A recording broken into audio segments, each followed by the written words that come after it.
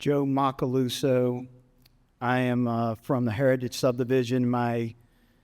Two of my children have moved on from Betty Pearl Elementary, and I currently have another one. And I just want to cut through the bull right now, and I want to see if anybody in the audience, and I don't care if I get through everything I got. Have you ever heard the quote, "Senator, we are both part of the same hypocrisy"? Does anyone remember that? Godfather 2, first scene. What we're witnessing here is an attack on the property of potentially 3/4 of this ISD's residents from about 1/4 of the landmass. I must stand up here to protect my property rights and to call out the word salad and the misspeak of this group's. Thank you, sir. No, don't thank me.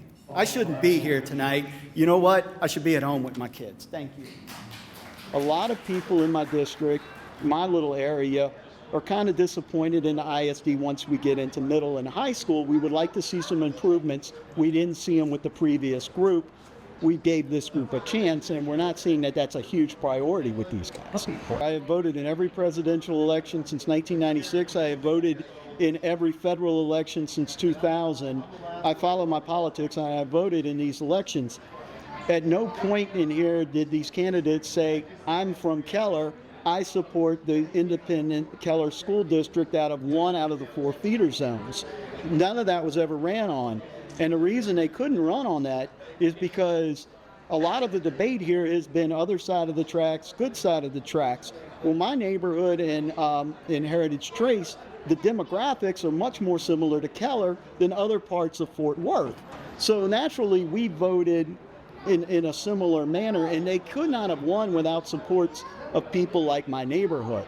And so we feel like we've been thrown under the bus by all of this. Yeah, I think the reality of it is that a lot of us feel like maybe we were outvoted, so we won't have a say in whether or not we get split. But if we do, we will litigate, we will fight to make sure that it's equitable and fair. There are some parents out there that feel like maybe it would be a good thing, that maybe we could do something positive with it. I think what everybody is concerned about is the new district would get 5 years of special funding. If we're forced out, we want to be the new district, not Keller. Yeah. I lived here and watched the first restaurant go up in Alliance.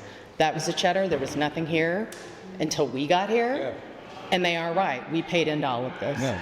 So if we're going to be forced out, we want to try to make the best of it if we have to make sure that everybody's children benefits and that it's equitable. Yeah. Oh, I'm definitely opposed to it. We put in our tax money. I'm a homeowner. We put in our tax money to build some of the new things, KCAL, the new things that we've done around the school.